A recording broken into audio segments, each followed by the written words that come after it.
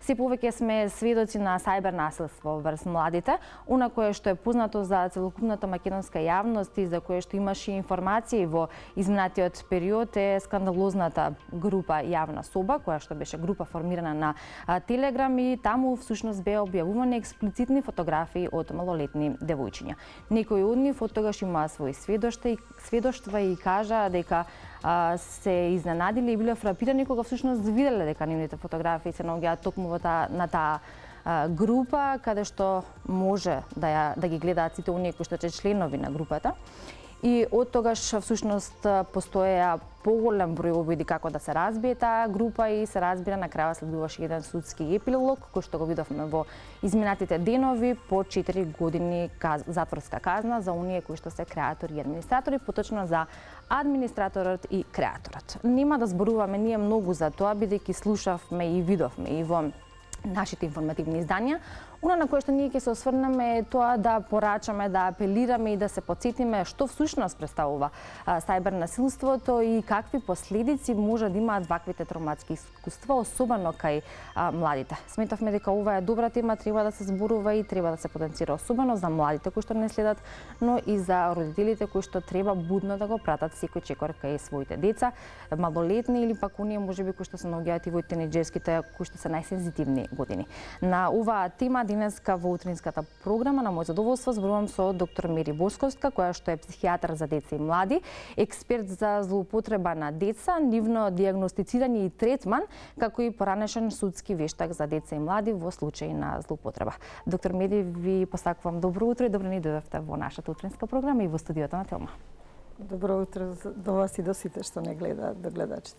Јас верувам дека во следните минути, околу 20 минути, ќе успееме да се осврнеме на она што е најважно во контекст на оваа тема, бидејќи кога се договаравме за нашиот разговор, рековме дека ова е една голема и широка тема. Ви благодарам што одвоивте дел од вашето работно време да дојдете да позборуваме на ова, бидејќи ова е тема токму таква каква што вие всушност работите и години наназад, дел од вашата работа и долгогодишното искуство. Би сакала на почеток да објасниме воведно што всушност представува сајбер насилството или кога зборуваме генерално за насилството, бидејќи знаеме дека постои насилство лице в лице и во последно подолго време, кога веќе имаме развиена технологија и интернетот е достапен за сите и особено за младите, многу често се појавува и сајбер насилството. Па да, сајбер насилството, обично овие англиски зборови некако ни се одомакинети. Да. Значи тоа нели се однесува на електронското насилство и тоа е насилство што се случува преку овие дигитални технологии. Значи преку разни платформи, социјални мрежи, геймерски платформи, SMS пораки, значи преку мобилни телефони, компјутери и така натаму и така натаму. Значи ова електронско насилство или сајбер насилство може да се случува и помеѓу децата, значи одредени деца да вршат насилство електронско врз нивните врсници или пак од страна на возрастните кога вршат насилство врз децата, како во воведот што го споменавте, кое што веќе сите медиуми информираа. Значи тоа е присутно насилство и ако се запрашаме од кога, зошто и како се случува, па се случува, нели од кога се повеќе се користат овие современи технологии и да кажам во време на пандемија, во ова време на пандемија се уште сме, иако се радуваме дека веќе полека не напушта вирусот, но ако се сетиме 2020 година и 2021, значи сите ние работевме од дома, ги користивме многу овие интернет, социјални мрежи, едукации, сведоци сме на тоа, нели, така да секако дека и застапеноста и можеби во тој период и почесто беше почесто зборувавме дека може да се случува ова насилство. Значи младите, тука кога зборуваме за млади, мислиме на адолесценти некаде од 13 години па до 18 години, ние знаеме дека тие се радознали, имаат потреба за дружење и како пандемијата им го ускрати тоа, има потреба од социјални мрежи. Меѓутоа, многу е важно, значи младите, па и децата, за децата се, нели младите се одговорни родителите до 18 години, да правилно ги користат овие овие медиуми електронски, како не би дошло до злоупотреба нивна.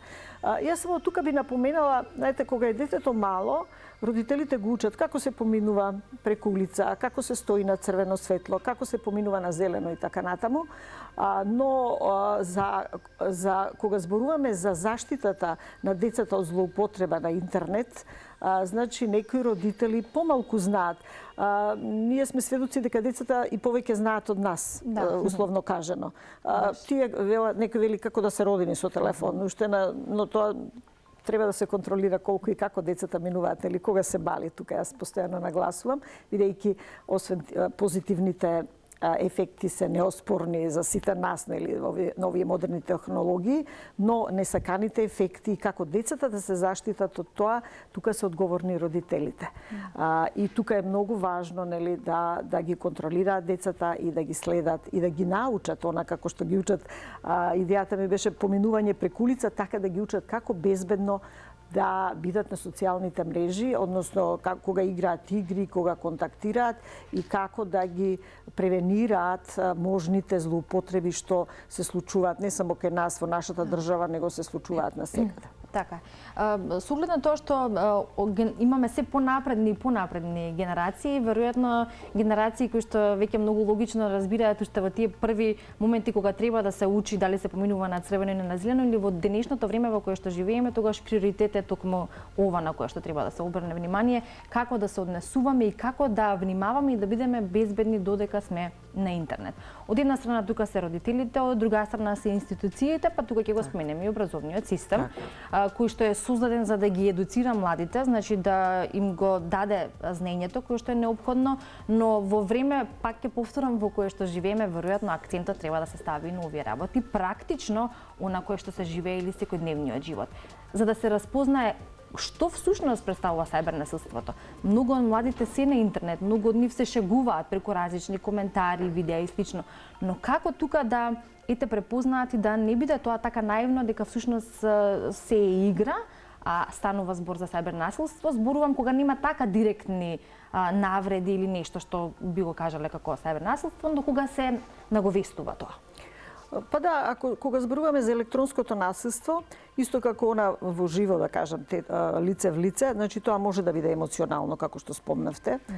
Значи, емоционално кога се навредуваат децата, еве кога играат игри. Јас гледам и во мојата пракса, многу често се случува тоа. Да се навредуваат или социјалното да се исклучуваат одредени деца од игри, од социјални мрежи. Тоа исклучување може и tekako психолошки да влијае на детето, кога групата го исклучува, исто како и кога е физички исклучено и во контактите електронски тоа може да се случува. Значи, смевање, давање негативни коментари, погребни зборови, разни етикети, дискриминирање на разна основа. Значи, тоа е емоционално, психолошко насилство и секако тоа си има своји последици кај децата. Ја велам, ние практичарите тоа го гледаме. Значи, и затоа треба да зборуваме за тоа.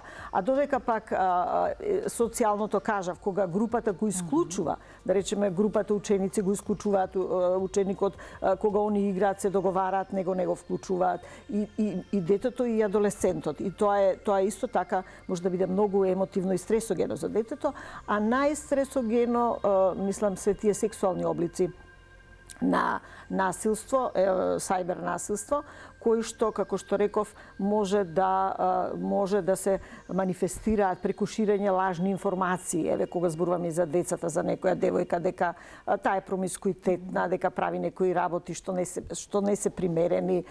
Исто така, може да праќање на фотографии, некои со покажување на интимни делови од телото, или пак наведување на детето или младиот човек, или младата девојка, значи да се фотографира, па потоа да се убедува таа фотографија да ја прати колку е она убава и да има коментари, нели, за некои нејзини интимни делови. Понатаму другиот облици на ова електронско сексуално, да кажам, насилство може да биде и кога тие потоа клипови се препраќаат или видео снимки или па фотографии се препраќаат, девојката може ги препратила на нејзиниот дечко или на тој со кој што сакала. Меѓутоа потоа тие да бидат препраќани на другари, на врсници, и кога она тоа ќе дознае, мислам на вистина се тие лица, тие деца имаат сериозни емоционални проблеми.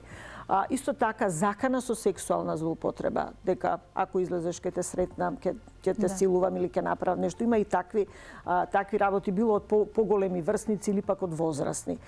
И затоа е она што кажавме на почетокот, многу е важно на што споменавте и вие, дека децата треба да се едуцираат, да го препознаат тоа. Ние кога знаеме за што се работи, значи да го именуваме, да знаат дека е тоа насилство, како би можеле да реагираат, да се обратат било на родителите, на наставниците, на лице од доверба, како таа злоупотреба, односно тоа електронско насилство не би продолжило. Затоа што зборувањето за тоа и кажувањето на некого, значи тоа е првиот начин или единствениот првиот начин на прекина насилството. Во однос на зборувањето за тоа, информирањето пред се на родителите дома и поддршката која што треба да добиеме, како и помошта доколку се соочуваме со такво нешто ќе зборуваме. Следно, јас само во контекст на ова кој што го спомнавме, накратко би ве прашала со оглед на долгогодишното работно искуство, дали порано имаше во тек на вашата работа, дали порано имаше вакво нешто и што доведува за зголемен број на вакво и насилство преку интернет, како да видиме електронски, технологијата тоа го возможува, напредокот на технологијата и зошто всушност се случува тоа? Што е она што еве вие како и психијатар сметате дека ги поттикнува младите за да го прават тоа? Видете, насилството постоело од секогаш. Јас долги години допред да овие технологии земат ваков замах во нашите животи, каде што јас неоспорни се тие добри страни, така и децата ги учиме имаат добри и лоши страни. Значи, насилството постоело и злоупотребата и врз децата, и измеѓу врсници, тој булинг популарно наречен, постоел. Сега ние зборуваме за електронско насилство, веќе споменав дека многу време поминуваат децата на интернет. И со пандемијата, ако се сетиме 2020 година, кога беа тие социјални изолации, кога се избегнуваат тие социјални контакти, изолацијата не значи дека некој не може да контактира по телефон и тоа ни помагаше да обстанеме. Човекот е социјално битие, а младите особено, сите сме сведоци колку нив тоа им е потребно.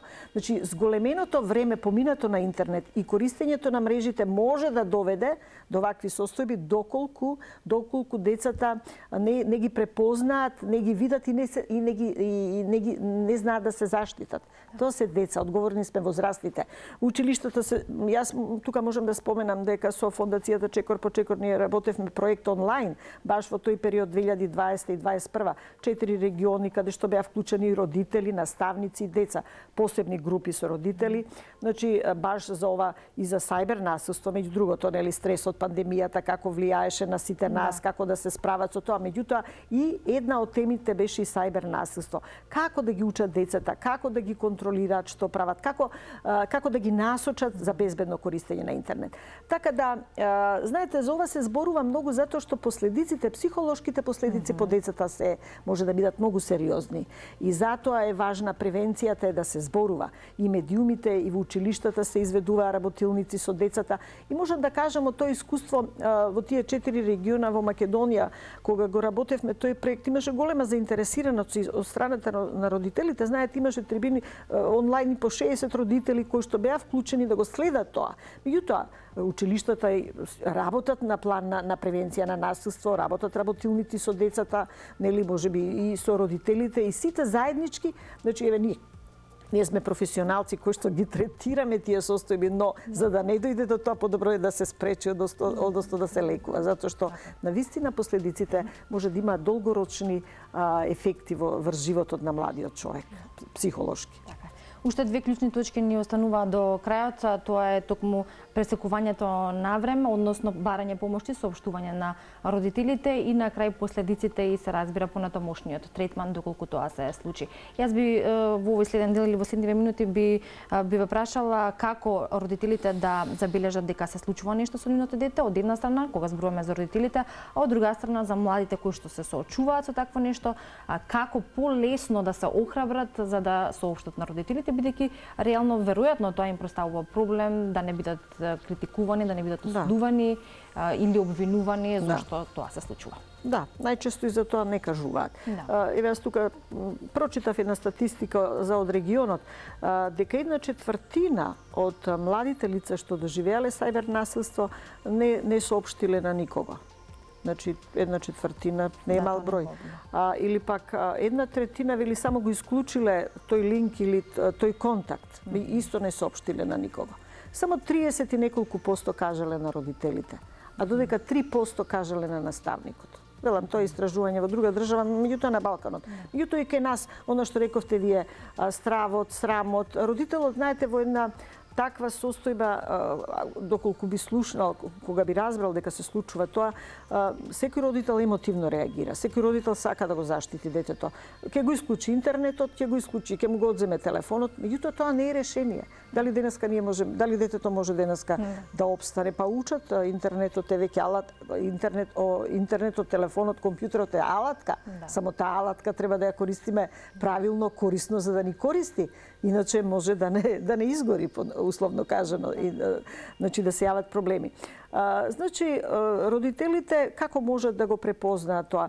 Ако родителот го познава неговото дете, значи може да, или младо лице, тинејџер, адолесцент, значи може да препознае ако е многу повлечен, ако е кој ќе влезе го исклучува одма компјутерот, го затвара телефонот, го става по тетратката. Добро, тоа се некои знаци, не се типични, може да има и друг проблем па тоа да го прави, меѓутоа да е тоа доволен аларм да поразговара, не да паничи емотивно да реагира, него да проба да разговара.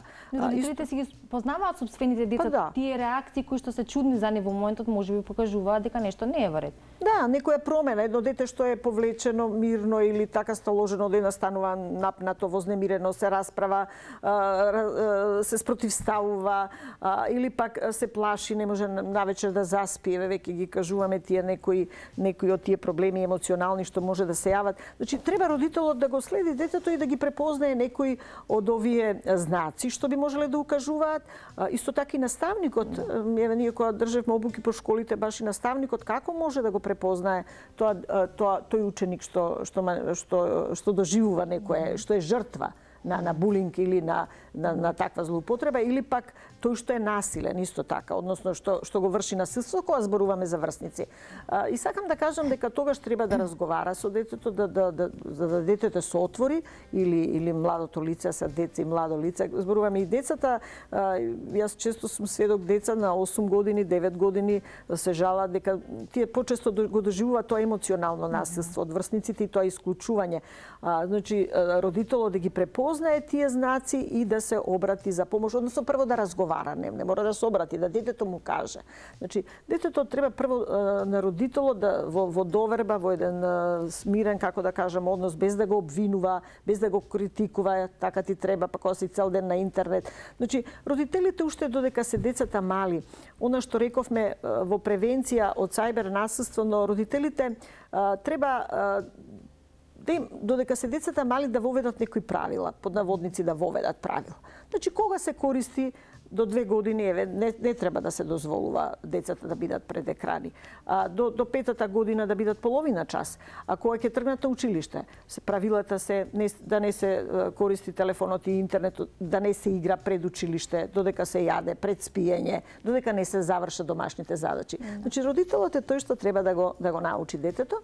А понатаму, значи, кога ќе ги забележи, ако забележи некакви промени, да разговара со него и да го подучи дека со непознати со непознати луѓе, не се дава ни телефонски број, ниту мејл, не се праќаат фотографии, без да го да паничиме или да го преплашуваме детето.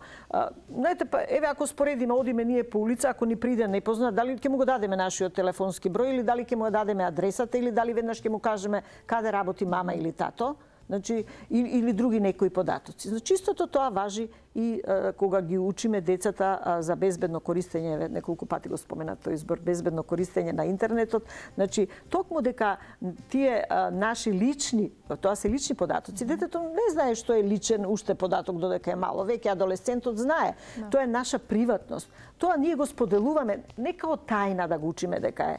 Тоа е приватност што ние одлучуваме на кого ќе ја соопштиме или не. Нашата здравствена состојба, нашите медицински картони, што секој од нас има, ќе се довери, ќе каже на тој што има доверба, што сака да каже. Така да и децата треба да ги учиме дека со секого не се разговара, ако некој ти понуди некаков подарок, имало случај да плати телефонска сметка или било како, дека такви подароци не е добро да се него не треба да се земаат од други, затоа што има луѓе што тоа, пак ќе кажам, да не ги паничиме децата, има луѓе кои што може да имаат лоши намери. Сите луѓе не мислат добро и може тоа да се злоупотреби. Значи така на еден смирен начин да му се соопшти на детето, да му се кажат тие некои основни правила што детето ќе ги користи и ќе ги научи. Затоа што лице од доверба прво треба да биде родителот, ако има добра основа, може да биде и другарката. Меѓутоа, кој да дознае дека на детето му се случува такво нешто, треба да се пријави. Треба да се пријави, да се спречи навремено во случај кога ќе се пријави, бидејќи рековте дека последиците од сето тоа се долготрени и се сериозни последици кои што и така влијаат на психофизичкото здравје на младите. Имаме уште само една или неполна минута на крајот која што би ја искористиле како една порака и апел во контекст и на тоа да за да имаме едни здрави идни генерации, да бидеме безбедни на интернет, поточно оние кои што се следни идни генерации, кои што имаат се поголем пристап во тоа, начинот на живот е таков, нивната комуникација е таква и да се размисли малку на последиците на тоа што се може да се случи. Да, кажав, последиците не ги спомнавме, значи последиците најчесто таквите деца стануваат тажни, нерасположени, се чувствуваат безпомошни, како изневерени, им се нарушува самодовербата, самопотчита, може да се јават стравови, може да попуштат со успехот во училиште. Зошто? Затоа што нивната концентрација се насочува кон она што им се случило и да имаме пат на училишниот успех, да имаат чувство на вина дека тие се го предизвикале тоа. Знаете, може да се јават физички симптоми, најчесто се јавува несоница, тешко да заспијат, да ги боли глава, да имаат главоболки, болки во стомак. Значи сето тоа се превенира со она претходно што кажавме, значи да децата се научат како правилно да го користат интернетот и социјалните мрежи и дружењето. Доктор Беди, ви благодарам за вашето денешно гостување. Рековме голема и широка тема е, успеавме да се осврнеме на најважните работи и верувам дека пораката е пренесена или пак се потсетивме за тоа колку е важно да учествуваат родителите да бидат будни, но од друга страна младите да бидат отворени во разговорот со родителите, но исто така и будни додека се на интернет. Верувам дека ќе се видиме во следна прилика на исто друга важна тема од вашата област.